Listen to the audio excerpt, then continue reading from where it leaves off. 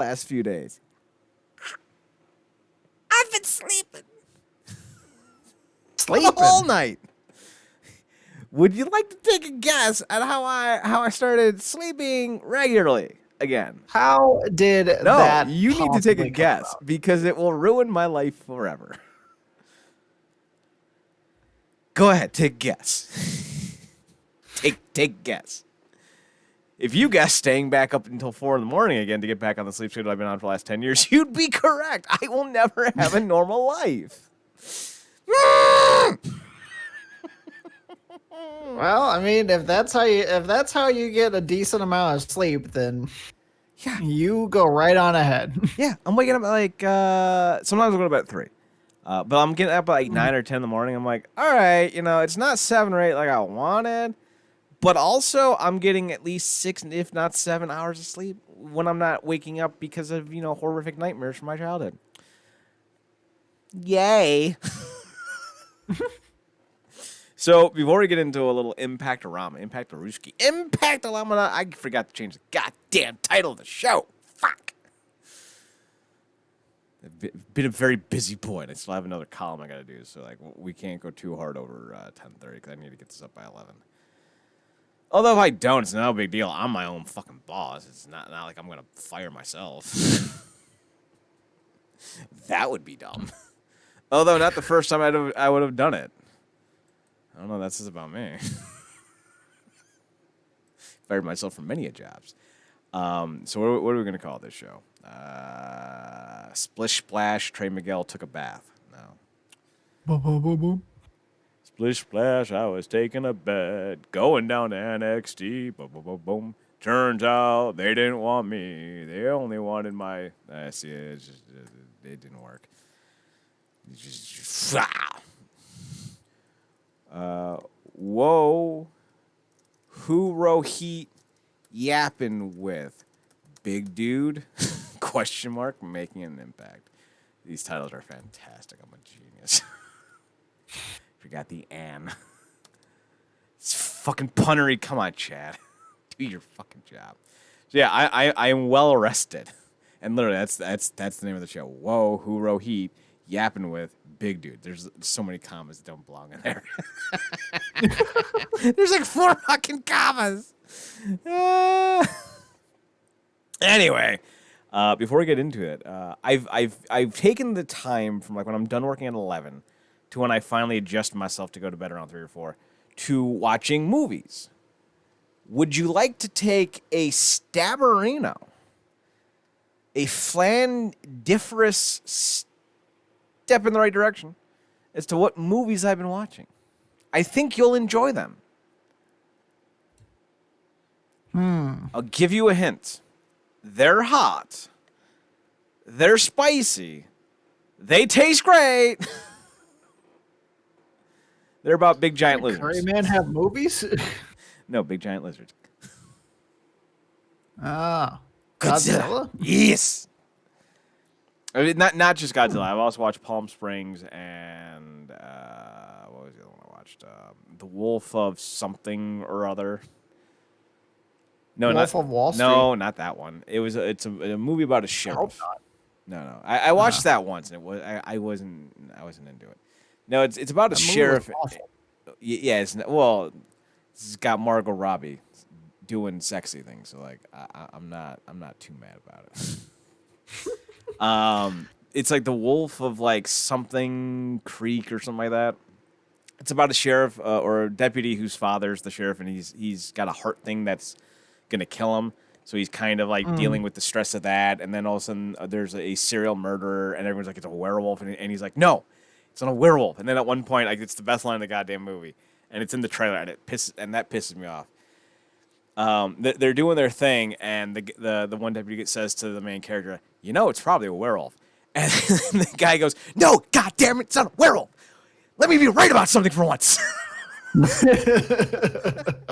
It's very much a dark comedy, but then it goes super hard. The guy's a recovering alcoholic, and it goes super hard when his 17-year-old daughter, who's going off to early admissions for a scholarship at college, like has to take him to bed, and she's screaming at him, just go to bed, you're scaring me. I'm like, oh my god, this was supposed to be a dark comedy, not just dark. This isn't funny.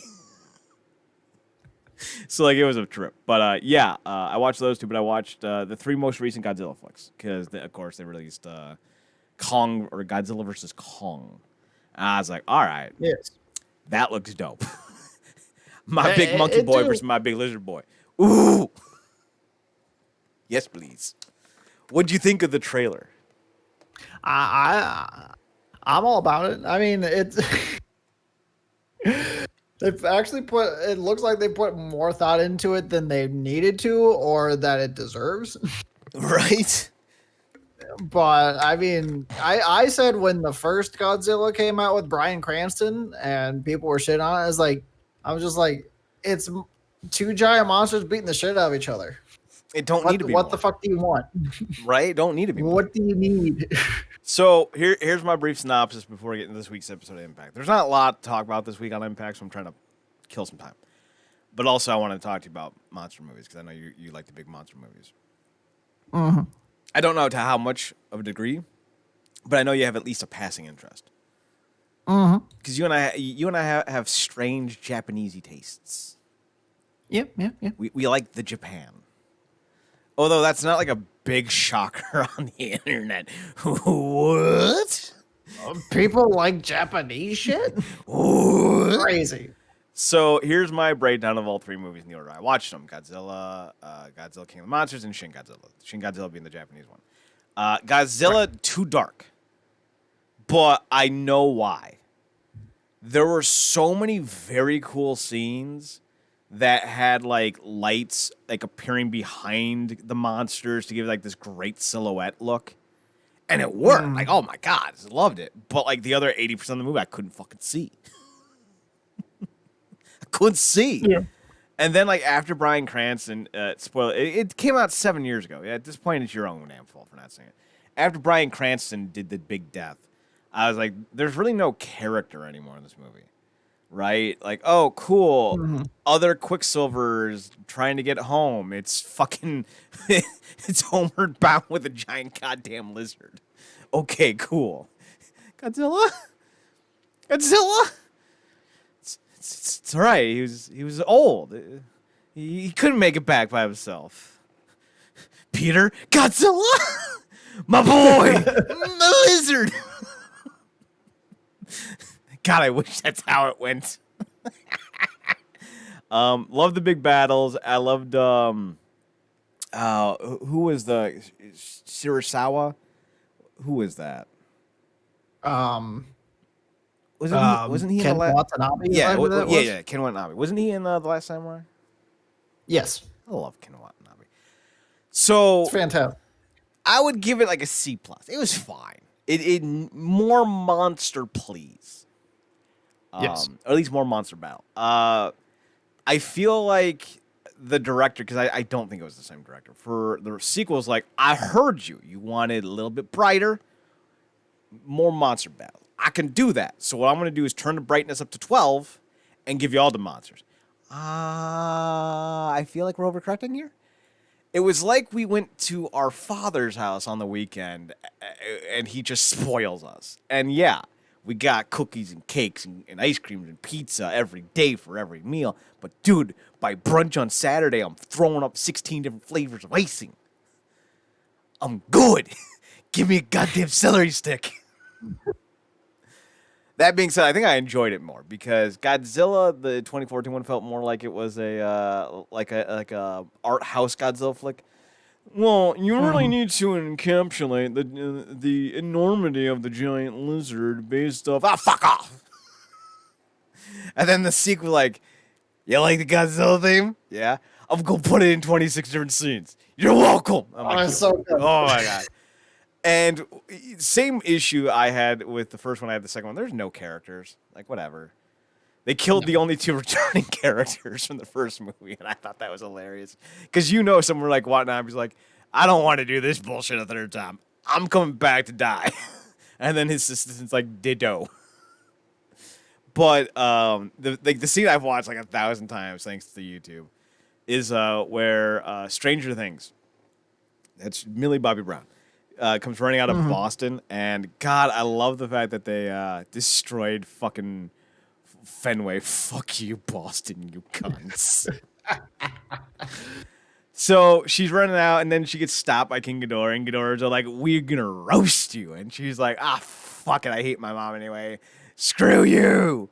And then like Godzilla blasts the shit out of Ghidorah, and then you just hear da da da da da, and then like the one lady's like, "Yo, Force Sarazawa," and then like they fire everything, and then the fucking music picks up. I'm like, "Oh my god, yes, so cool." So yeah, I was very hyped for that. And then he fucking goes nuclear. I'm like, okay, it's a 2-hour movie. Took an hour and 40 minutes to get here. 20 minutes, well worth it.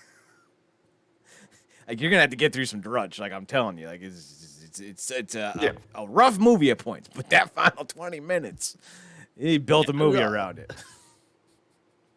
God, all Godzilla movies suffer from the same need for the writers to put in human characters that have no real character to them and have very trivial plots, just to get to the giant monsters destroying shit. I liked the Japanese girl who took over for Sarasawa. Is that it? Sarasawa or Terasawa? Who cares?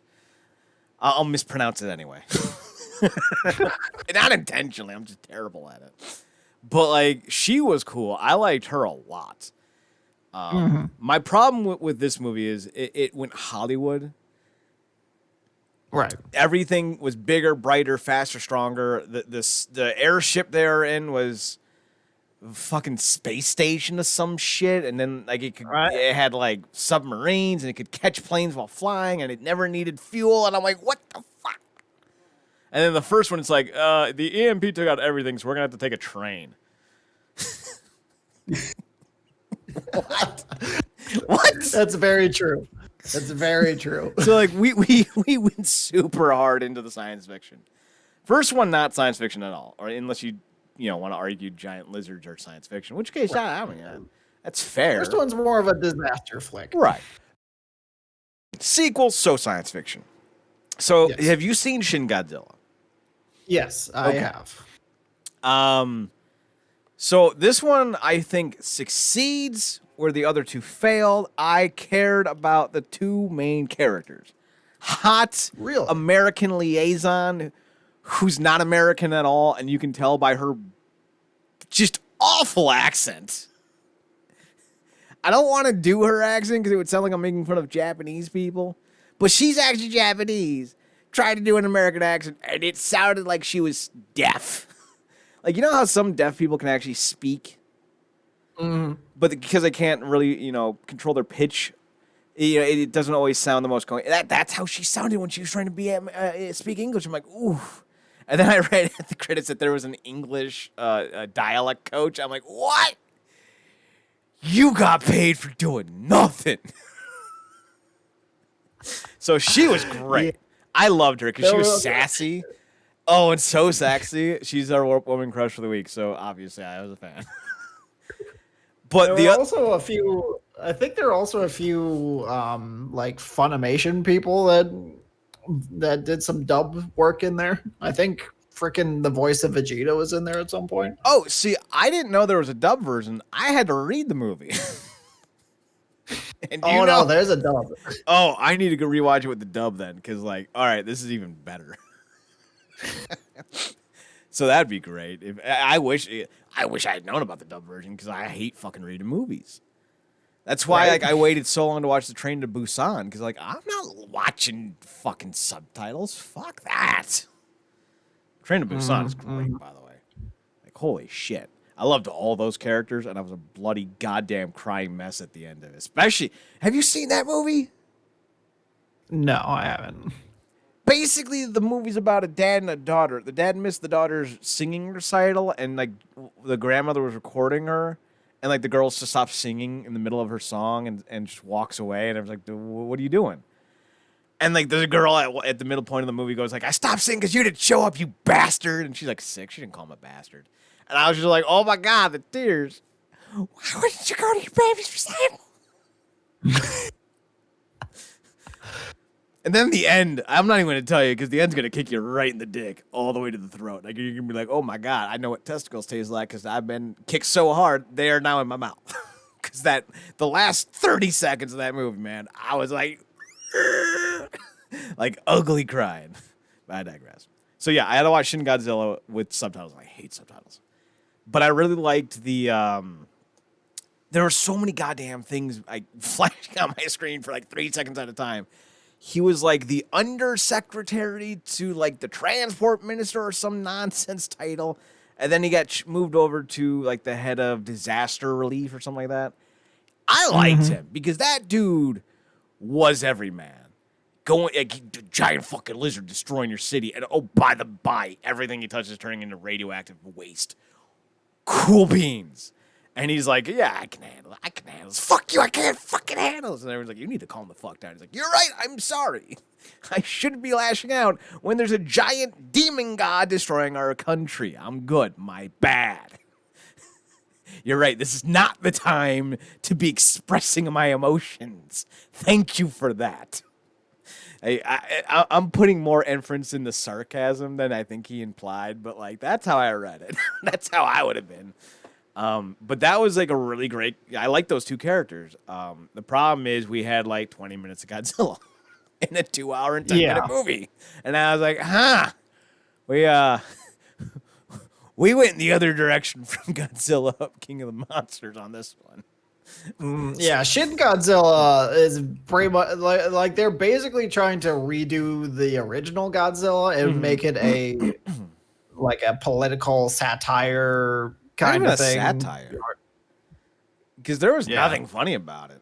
It was definitely heavy. It was very heavy-handed with its environmentalism. But that's not a bad thing. Yeah. It's not like it's a bad thing to be environmentalists. You know, like I get it. But you know, it's still one of those things. I was like, man, really could have used more giant monster destroying shit. And like I kind of like the idea of Godzilla like slowly evolving throughout the course of the film, but like I think it was his middle form where he's just kind of crawling on his belly looked so fucking stupid. I thought it looked kind of gross. I was like, oh, so that's what a sperm looks like. And like his final form was gonna lie. Yeah. I think the biggest issue I had with it was the ending. Again, this movie came out in 2016. If you wanted to see it, you would have seen it by now. So they freeze him. And they're like, we succeeded for like 24 days, and then we're going to have to do this shit again. And I'm just kind of like, that's it? That's how it ends? Okay. And they really kind of painted the United States as dicks for most of the movie. I'm not saying we're not. I mean, yeah. I mean, it's fair. I'm not saying we're not. I'm just saying I can make fun of Zach. Boy, you make fun of Zach. I smack the taste out of your mouth until you go colorblind. Like, no. You don't get to do that. So, like, yeah, I can say this country got issues, but the minute you do, it's like, red, white, and excuse you, sir. So, yeah, that's what I was watching. Palm Springs or Palm Beach? I think it's Palm Springs. It's good. It's not as good as people say it is. Although Christina Milioti, I think her name is, she doing my people proud, man. That's all I'm gonna say. And the Wolf of something River Notting Brookingham or whatever it's called. It's fine if you like kind of dark, sarcastic, bleak movies. Yeah, it works. It works, I guess. I need more movies to watch tonight. Any recommendations?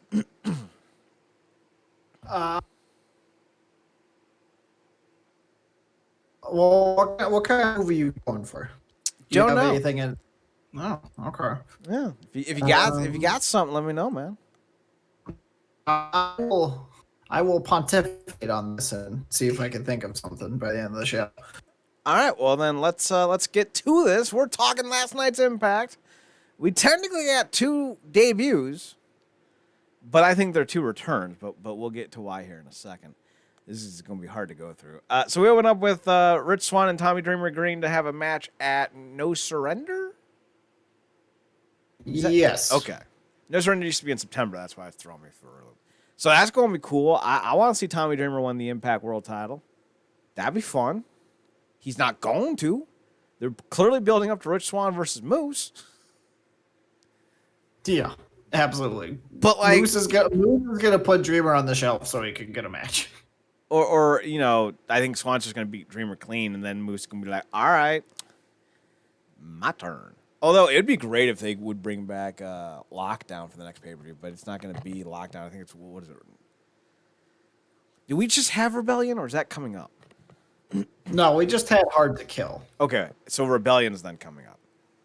Okay. Man, like, it's not that hard. Like, you're stationary. Build a fucking cage. Or don't even build a cage. Like, just use Sammy's little barbed wire cage. Like, boom, one side. We can call it quarter down. Just do something with Lockdown, man. I miss me some lethal Lockdown action. Did Sting have like some kind of rights issue with that? Like, was he the one who brought that in? Because like as soon as he was gone, they stopped doing them. I don't think that's right. I think they did one in late 2014 or early 2015 at One Night Only. Well, that doesn't count. So then Moose comes out. Then like there's a big Donnybrook, and then Moose, Sammy Callahan, Ken Shamrock, and Swerve. Chris Bay. Wrong person. Chris Bay. He's beautiful. Beat down Willie Mack, Rich Swann, and Dreamer.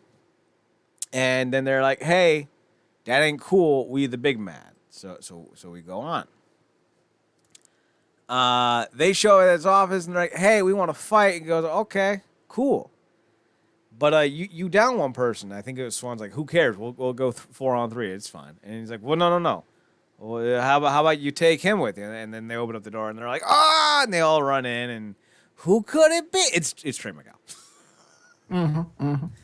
So Trey Miguel returns to the company after Zachary Wentz and Des. What the fuck was Dez's full name? Desmond Xavier. I remember before you. Zach and Dez are in NXT, and apparently they didn't want Trey for some reason, even though I think Trey was the best of the 3. Yeah, I would say so.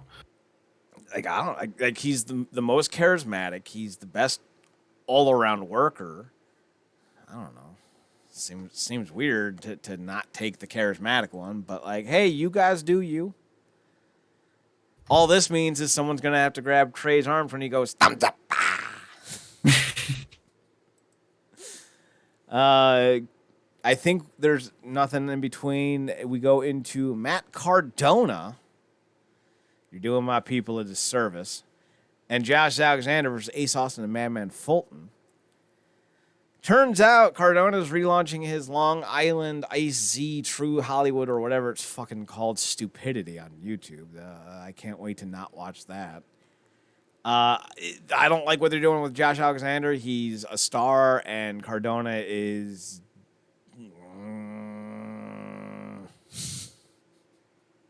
Accurate. Very accurate. Thank you. I pride myself in being very loquacious with my verbiage. I feel like my lexicon is my greatest asset that I bring to my podcasting. And I want to give it a workout. So when I want to describe Matt Cardona, I have several thousand words I could use to describe him, but I'm going to settle with it. Because I feel like that's the most accurate. Do. Thoughts on this one? Yeah, I definitely agree. I don't know why they're putting Josh Alexander in this role to help get Matt Cardona over. I don't know why he's a face all this time. I mean, I don't know. Josh Alexander is very easy. very easy wrestler to book. I mean, and you just look at him and you know exactly what he should be. He should go in there, mat wrestle the hell out of someone, and pin them in like 30 seconds. It's not that hard. Nope. Yet here we are. It's a head scratcher. Afterwards or before, I don't know. We get a Hawkins and Ryder reunion. He's like, "Oh look, it's my Jannetty, bitch. You both the Jannetties? What are you talking about? Come on, come on, right?" Neither of you fuckers can actually sit here and tell me that you think you're the Shawn. No. Like, just fuck off. So then they're like, yeah, sad Brian or something like God, you people suck. I hate you. I hate you both so goddamn much. How much money are they wasting on these turds? Too much. Like, they're the only signings I really don't like. Like, I don't like the Eric Young one, but like, I don't dislike it. But those two specifically, I don't like. Like, they're boring as fuck. Speaking of boring as fuck, we get Tony Khan from AEW. I don't know if they're boring. I haven't watched the show in goddamn knows how many months. Tony Khan is getting mildly interesting, though, cutting these promos. I really like the one from New Year's Eve where he was like deadpanning and wearing the 2021 glasses. I thought that was great.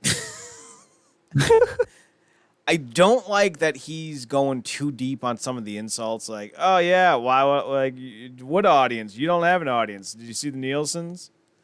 Like, all right, we know that. Don't bring it up, you dick. Like, it's like a pro wrestler when they're like, I've beaten you before and you can't beat me and I'm better than you in every single way, and then you beat him.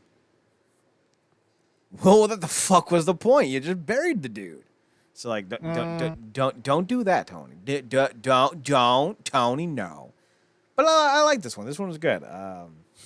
Talked a lot of shit about Matt. He's like, this wasn't the Carney episode, but like, I just loved how he dislikes Matt.